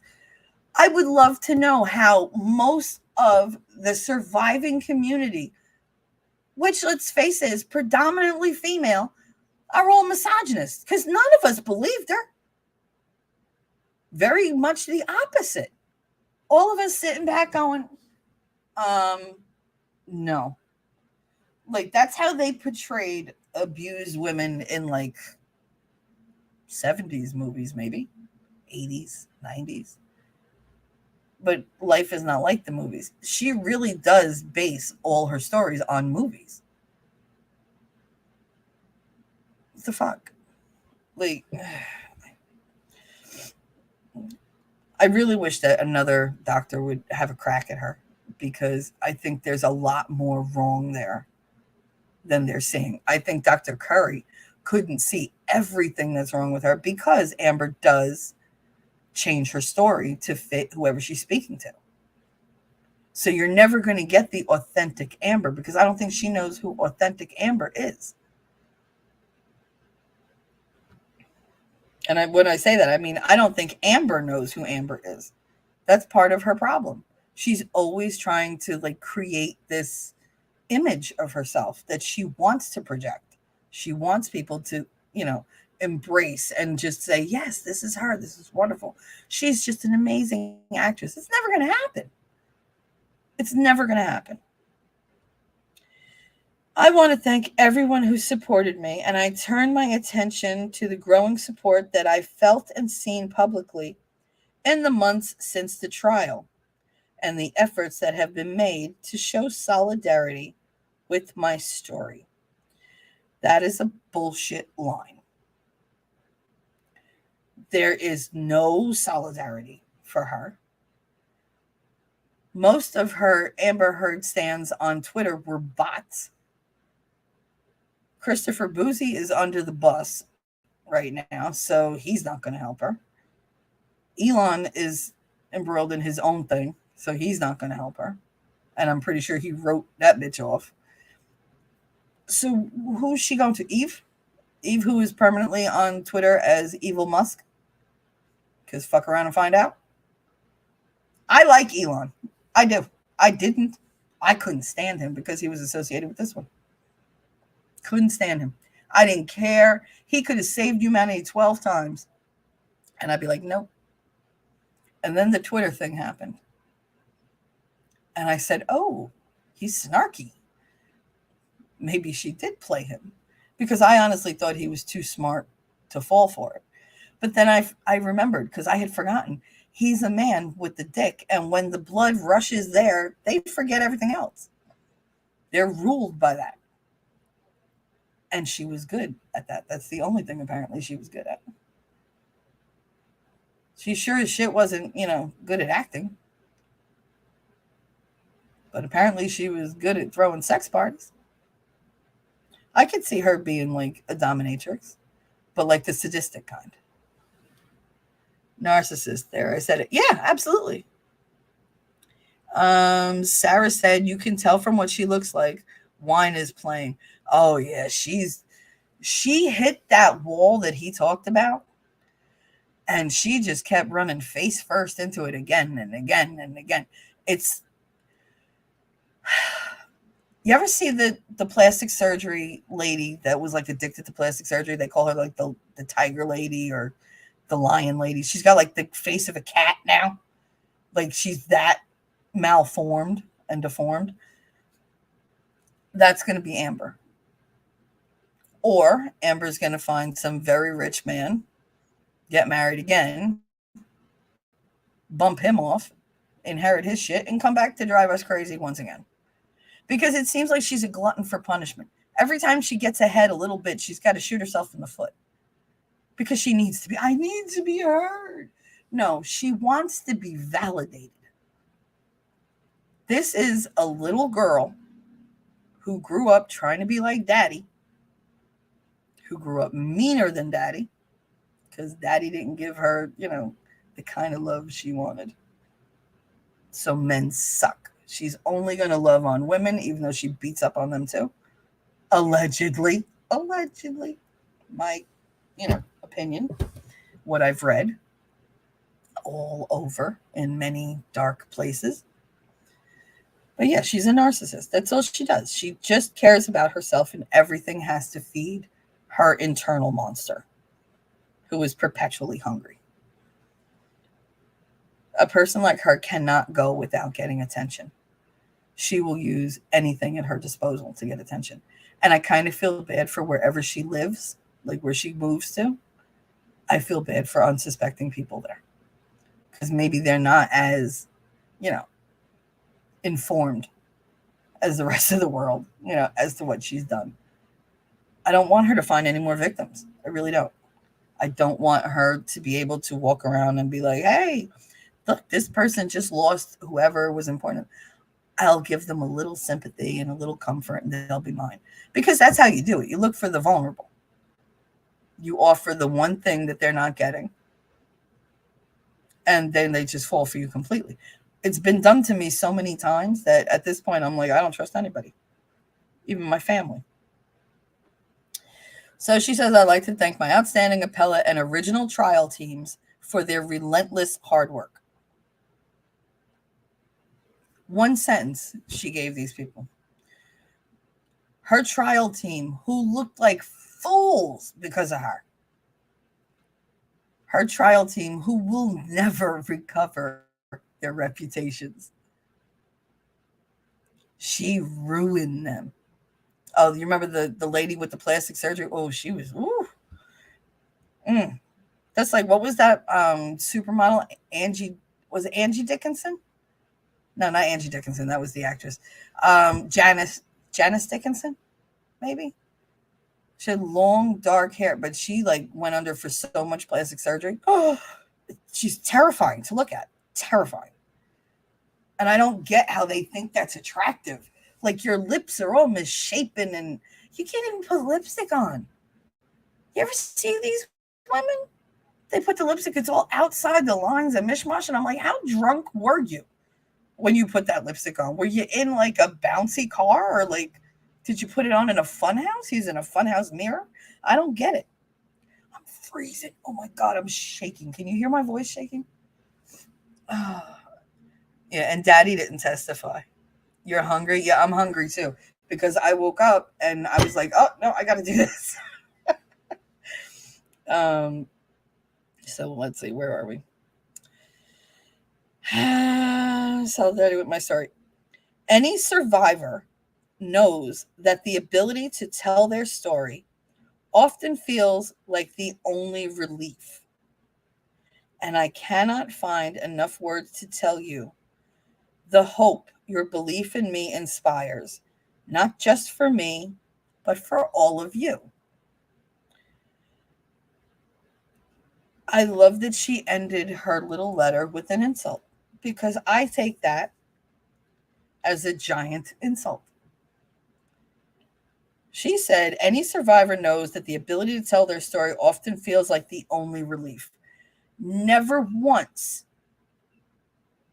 when I repeated the details of what I went through, did I ever feel relief. I felt terror.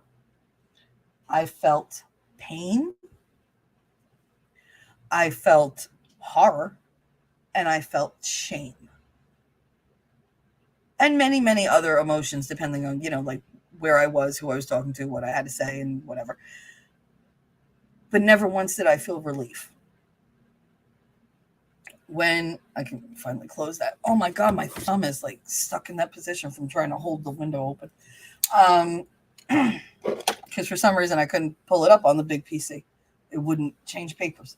It wouldn't change pages. So here's my thing. I'm having one of those moments, guys, where the Lyme disease, like that's eating at my brain, makes me forget things, and I forgot what I was saying. So anyway, we were talking about Amber Heard. Debbie, what was I talking about? Do you remember? You said Daddy didn't testify. Daddy, see, I find that weird. Her father didn't testify. Her wacko sister, I was rarely sober. Who says that? Did you just hear my cat say, I don't know? I said, very odd cat. She's like part Bengal. And she does this weird, like, she's very chatty. The worst meow in the world.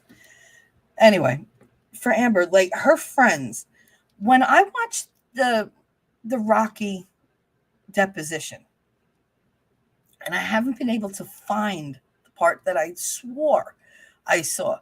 At the end of her latest deposition, where she's not emotionally connected to Amber anymore. She's just emotionally connected to the narrative she gave in this story. Relive, yes. Um, all right, so I'm gonna get back to that.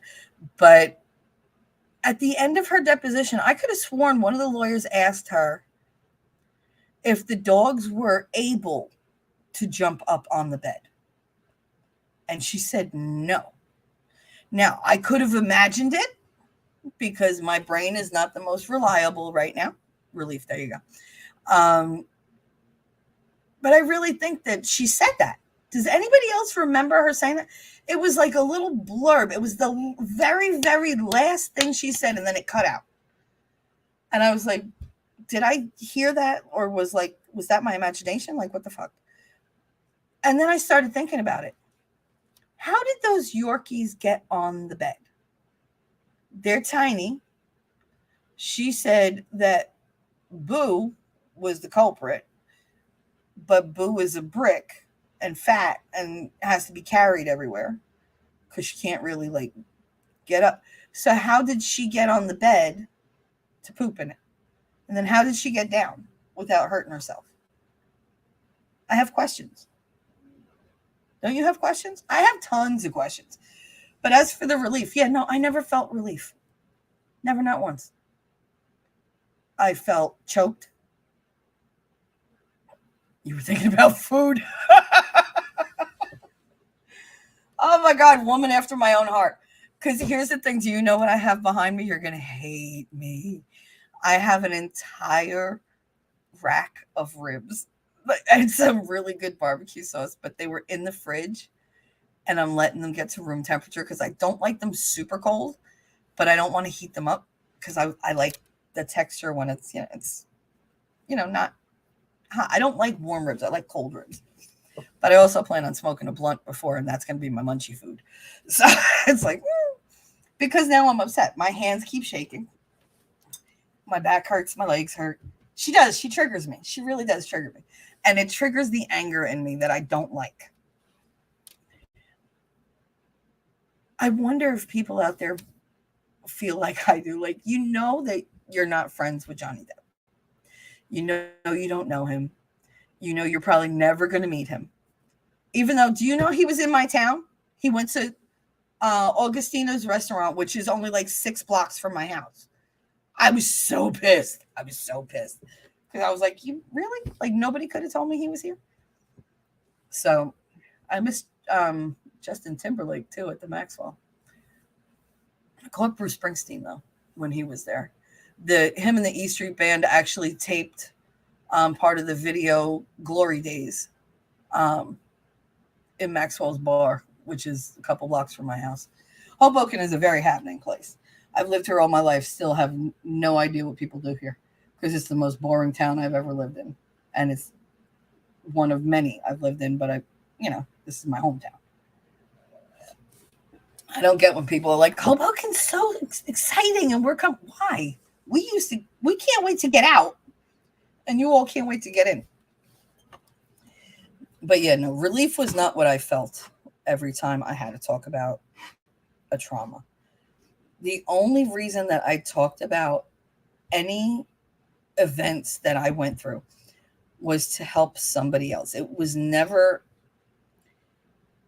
in my head to get it out to help myself because it wasn't helping me. Reliving all that pain and fear and the suspense. And I've had people go, suspense? Like, what are you talking about, suspense?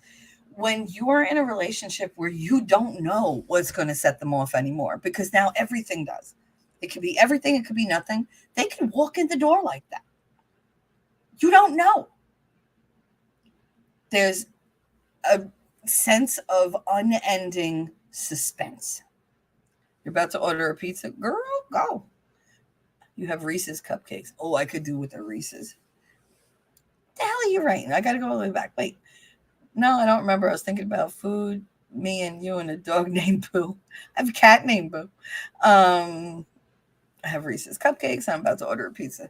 I thought you were going to start singing the Janis Joplin, You and Me and Bobby McGee. I say a lot. Jesus. To be fair, I live by myself with my two kids, so I don't speak a whole lot unless I'm speaking to you guys. And I'm out of practice having conversation.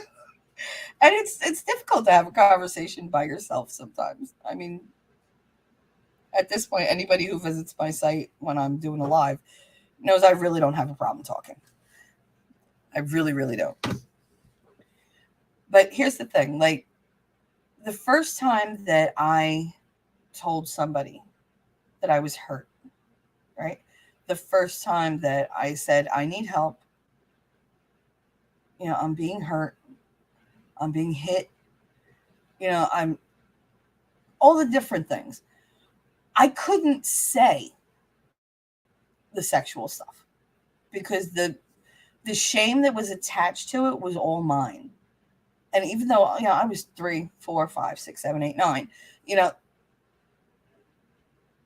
it still felt like it was my fault. Why? Because that's the way he orchestrated it. That's the way he turned it around. He would turn around and say, I'm doing this because you whatever. Or, I can't hurt your mother, but I can hurt you. That'll hurt your mother when she finds out. So there were certain things that he did that I couldn't ever say because I didn't want to hurt my mother. I didn't want to break her. I didn't want that to go away.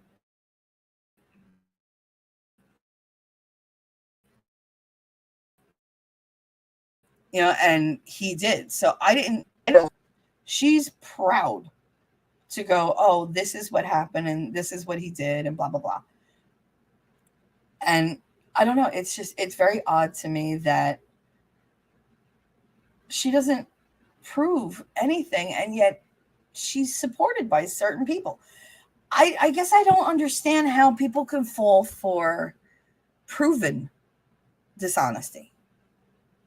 Like, you see this woman and it's so obvious that she uses people and yet they're letting her use them. Do they do it for the clout? I guess.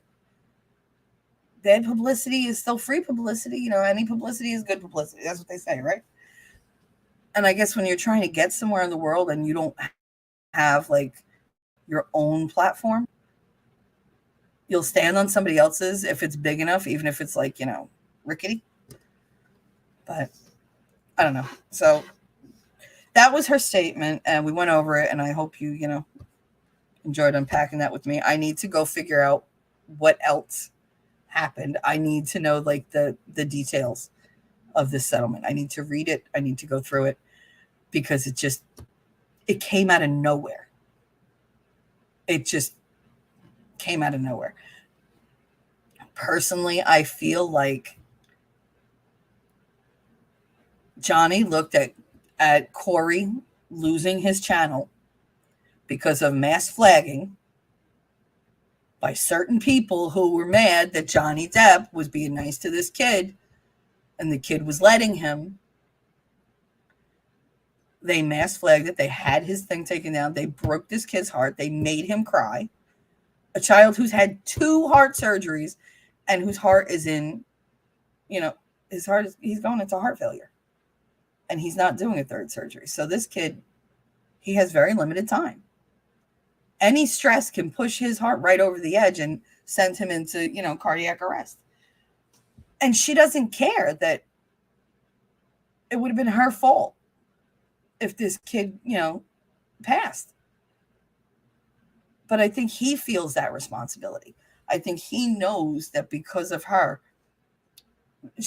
because of this ongoing thing, she's always going to taint even the most beautiful things that he can do. So he needs to be rid of her. And I'm sure he said, you know what? I'll just paint more. I'll do another role. I'll sing. I'll tap dance, whatever. I don't want the money. Just make her go away. Which would be the smart thing to do. It would be really smart to say, you know what?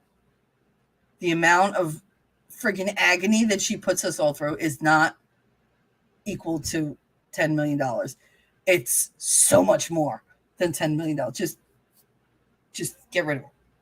I don't want the $10 million. I will happily forego my $10 million, settlement or my payment if she'd just go to fuck away.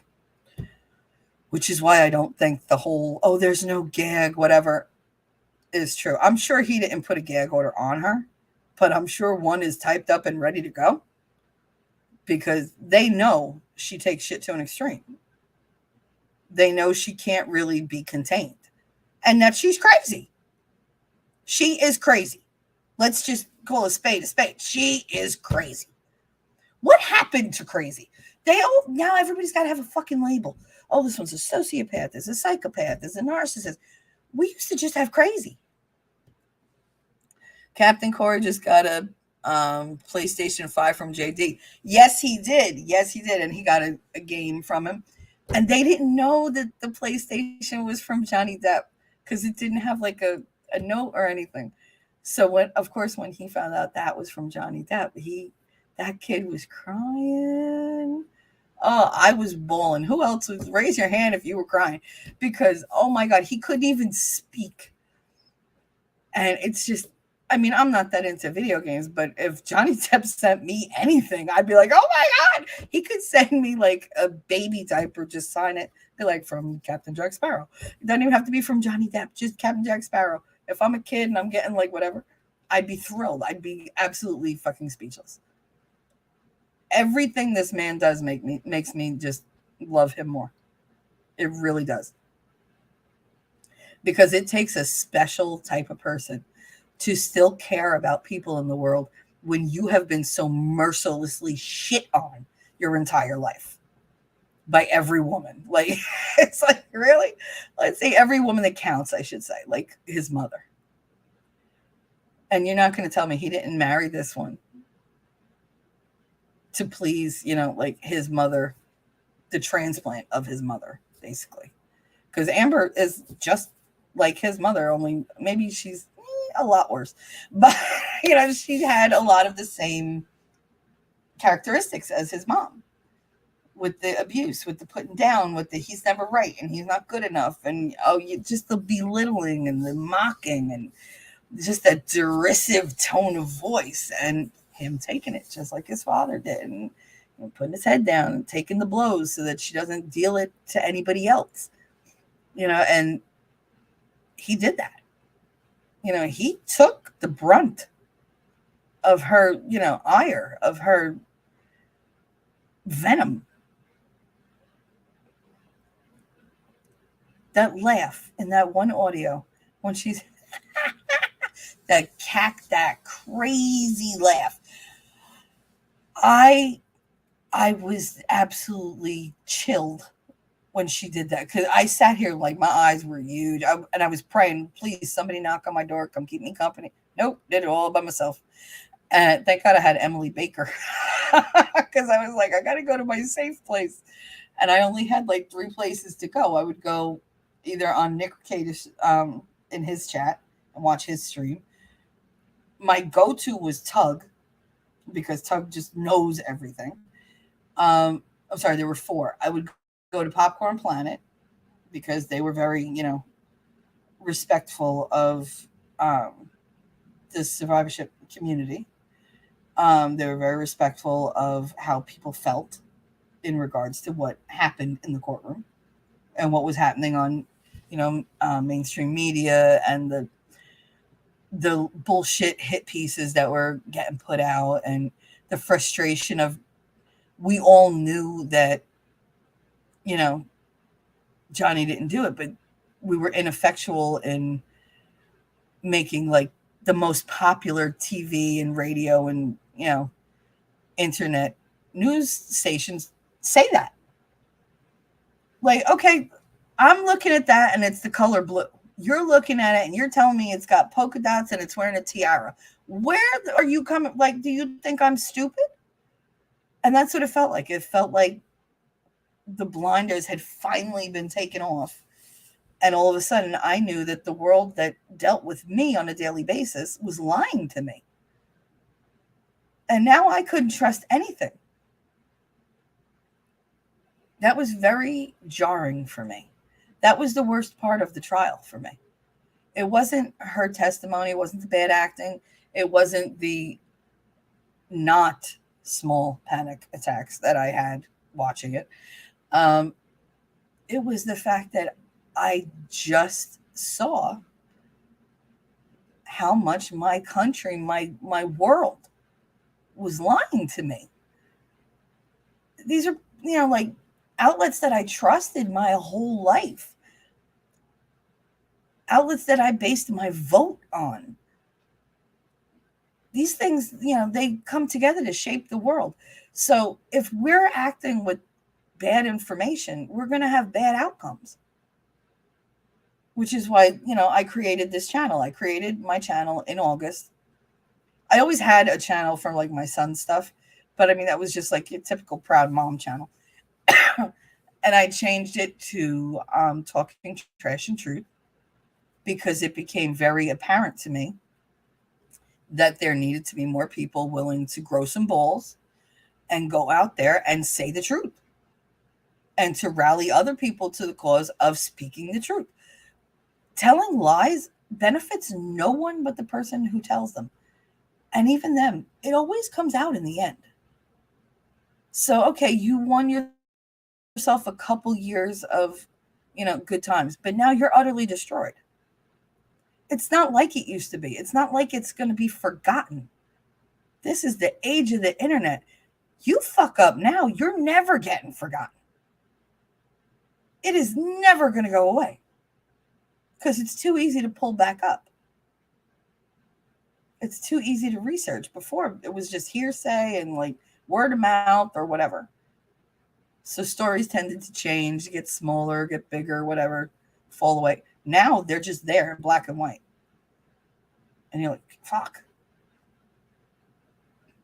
Things don't get buried anymore.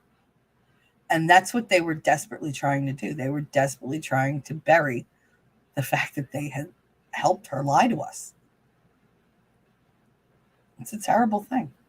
Oh, crap. My therapist is going to be calling me in a few minutes. Well, we have tons to talk about today, me and her, because I'm sure I'll be hysterical crying over this. But leave some comments. Tell me what you think. Tell me what you want to know about, because I have to make another video later on this. I'm going to have to do one of the verses, Johnny versus Amber thing, and just really lay it all out. But this was just for a reaction, just to see how everybody's feeling and to reread the statements she put out. I don't think he's put out any statements.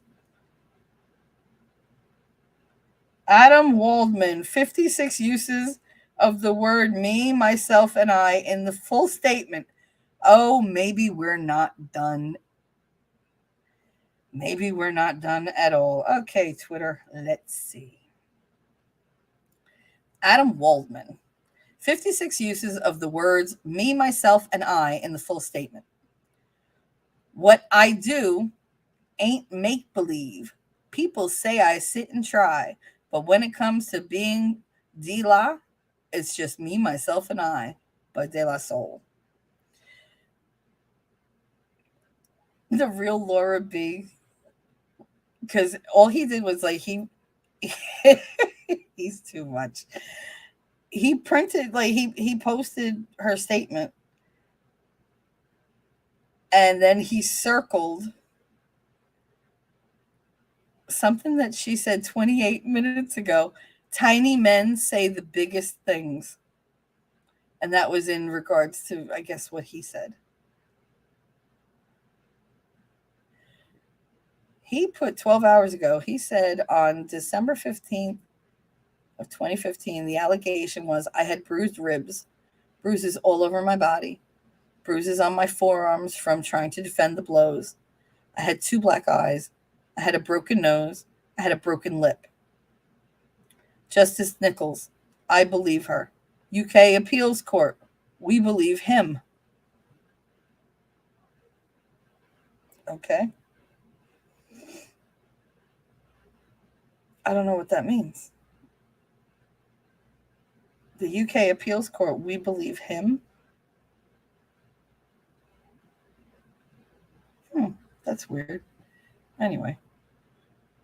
So yeah, Laura B said there's no mention of her daughter's welfare or spending time as a mom. Oops. Yeah, I noticed that too. Because if you've ever noticed any video that I do, any statement that I make, my kids are always in there somewhere because my world revolves around them. She never mentions her kid unless it's, to gain sympathy. Um, Rosa Cruz said, I actually read the whole thing trying to see anything about her child, not even a whisper. I don't know, but I worry about that little girl. I've never seen anyone use her privilege as much as this woman has. It's ridiculous. She chose not to settle? Please. Why not present that overwhelming mountain of evidence that she chose not to submit to the court? She's done good riddance. I mean, this is, yeah, I like seeing stuff like this. Johnny's just drinking. Yeah, he's just in a picture just drinking. That's an old picture. His hair is way too long for this. He's actually he's double fisting it. That's an old picture, like many years old.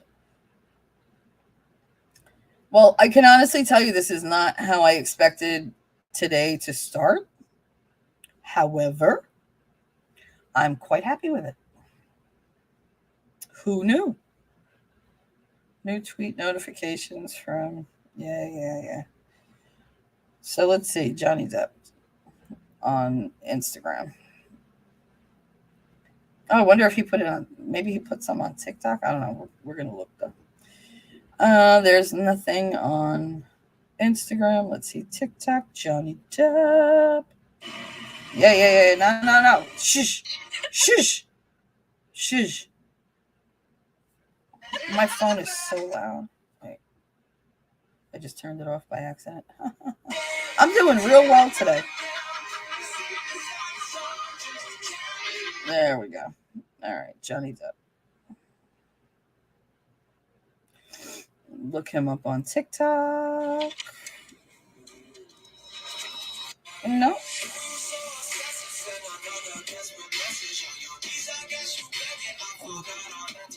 Yep. On 12/5, but that was somebody else posted that. Yeah, no, I'm not seeing anything on his particular thing. But I'll do a video later for them and get that out to you guys. What do you want to hear about in a video? Do you want me to do a breakdown of where they're at now? Do you want me to do another breakdown of her statement? Do you want me to just, I don't know, invite people on to see how they feel? I would happily do that, but a lot of the people that I know just feel the same way I do. So anyway, that's where we're at now. So Adam Waldman is, well, now that he's back, he should be interesting. Because I don't think he's one of those people who could leave well enough alone. I think he's got to poke the bear. And every time she pokes, he's going to poke back 3 times as hard. I don't think he'll be the instigator. I think she will, but with him on board, she should be very afraid because that man is a powerhouse. It seems like once he gets an idea in his head, nothing stops him. I would love to have somebody like that in my corner. So that's where we are with the Amber Heard Johnny Depp thing. I hope you enjoyed it. Debs, I will see you in the other chats as usual. Marinus, thank you for joining us. Everybody who has been here, thank you so much for stopping in. If you liked what we were talking about, I'd appreciate it if you hit the like button or share. Maybe subscribe. It's free, and then you'll get notifications, or if you hit the bell of whenever I'm going live or whenever I issue a new video. And I do those a lot. I do a lot of different things. We're also going to be I'm coming out with a relationship stream with a couple of male friends of mine that are, pretty big on YouTube. They're used to it because I'm very bad technically. Like the tech stuff, I don't do. I can't do it. I don't know how to do it. It makes me terrified. I'm always afraid I'm going to like show you guys everything I have on my computer, which is nothing because I wipe my computer because I'm paranoid. And I really don't care if you see my porn history. Like if you want to see my search history, it's not that shocking. It's really not. You can pretty much guess what kind of porn I like. But yeah, I need people who are going to take that stress off my back because it's too much. Sarah, thank you so much for stopping in and listening and contributing. I love when you guys contribute. Again, leave me comments on what you thought, what you want to hear, what you want me to look into, and I'll see what I can do. Because, I'm here all day and all night. So you have a good one, and I will see you in the funny papers. Bye. Hug, hug, hug. Hug, hug.